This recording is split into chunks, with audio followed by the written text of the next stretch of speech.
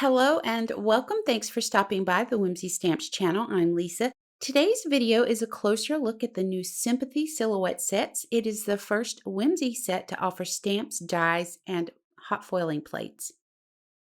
Actually, I'm going to take that back. If we count the ever popular butterfly stamps and dies, since they now have hot foil plates as well.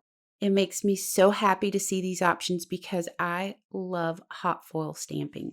I would like to turn our attention back to the Sympathy Silhouette stamps, dies, and hot foil plates now.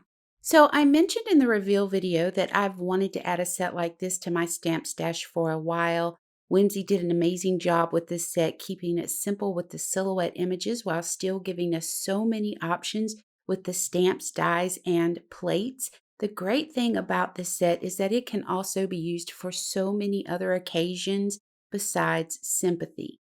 That will be a topic I cover throughout the video and card making process today. I'm using navy cardstock that measures 3.5 inches wide by 6.5 inches high and the mini slim notched hot foil plates with gold foil.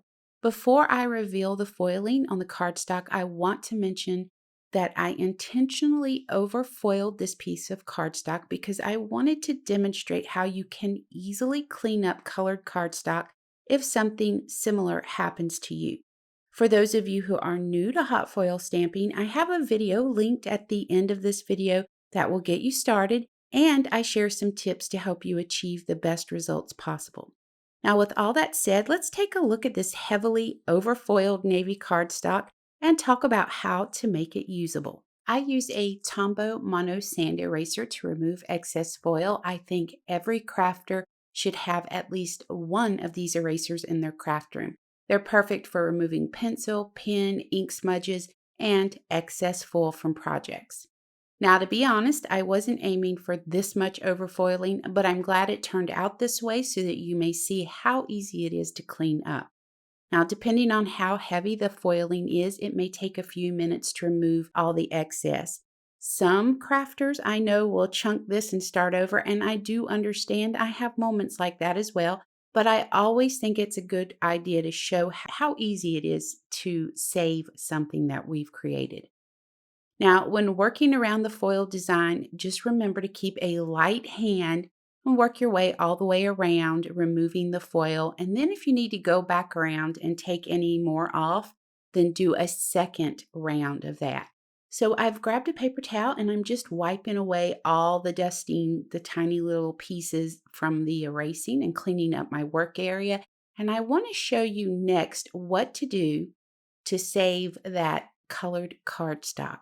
Now, it's no secret that using a sand eraser on colored cardstock is going to dull that cardstock a little bit. It happens to me every time. So I'm going to stain the cardstock just like I would a piece of wood that I've just sanded. Now, you can use your favorite blending tool or an old rag. It's whatever you prefer. You're going to use a dye ink that's the same color or close to the color of your cardstock. Now, I prefer dye inks for this because they soak into the fibers of our paper instead of sitting on top of it, and that cuts down on dry time. You should also protect your work surface with a scrap piece of paper or a mat. I'm using a silicone mat from Well House that I absolutely love. I have it linked below for you. Now, after applying the ink to my rag, I'm rubbing it over the cardstock. I'm not rubbing hard, I'm just doing a gentle rub all around the edges of the cardstock. Now, I know I'm layering a piece of cardstock over the center of this navy cardstock, so I don't need to worry about the very center. I'm just adding ink until it no longer appears dull. So now that I've shared that tip with you, I'm going to run this through my die cutting machine with the largest mini slim notched die. I have another tip for you that I've shared previously. When you turn your die slightly so the edge of the die passes under the rollers just a little bit at a time, not only will you stop having that hard, loud crank, but it will also reduce plate warping.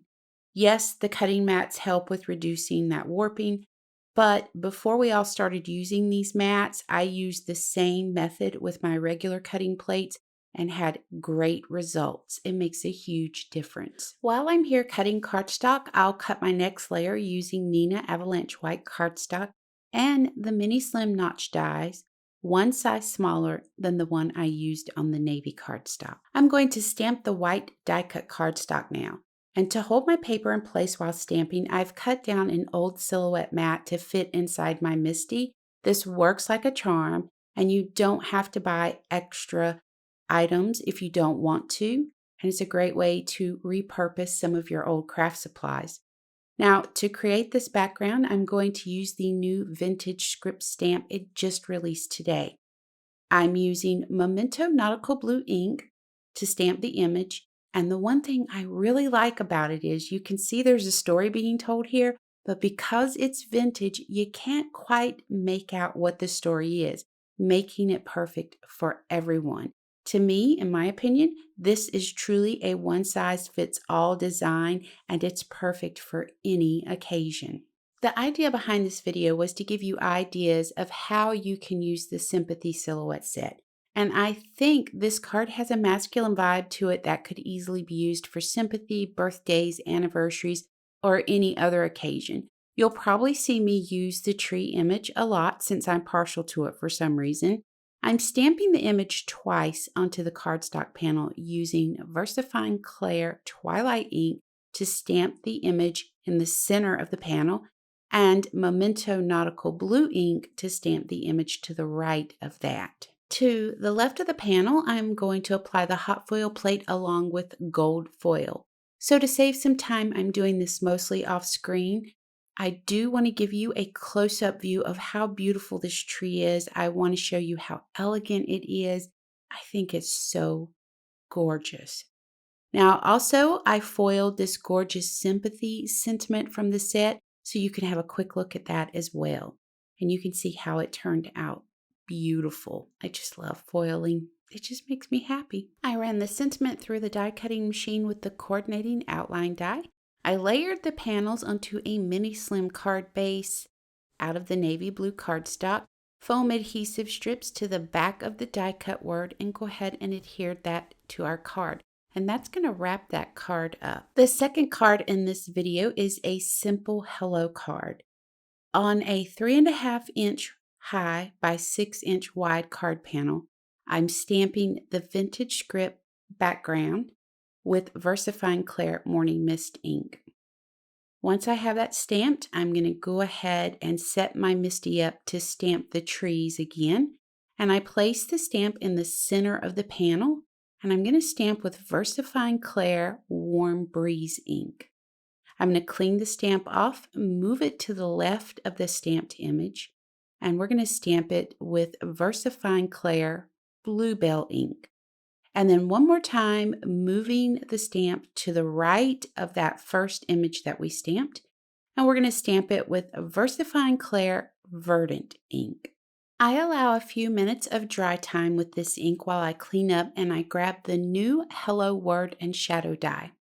I'm starting with the shadow centered on the stamped panel, and I'm going to run that through my die cutting machine.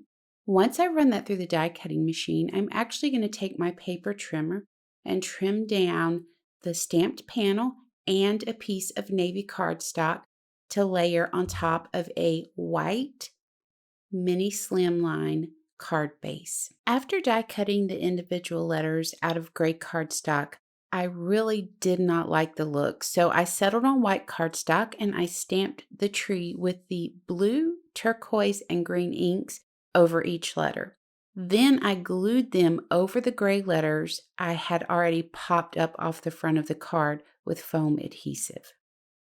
Now I'm happy with the way the card is looking, and I'm just going to finish this off with a few silver hologram confetti sequins. So to wrap up, we're going to have a final look at the cards. Let me know what you think of the new Sympathy Silhouette sets in the comments below.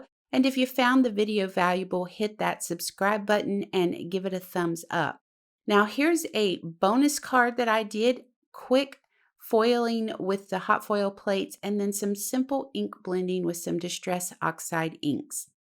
For more information about the products shown in this video, you can visit the links provided below. I hope you'll hop over to the Confetti and Cards with Lisa channel and check out my video tutorial showing how to use the Sympathy Silhouette hot foil plates for spring cards.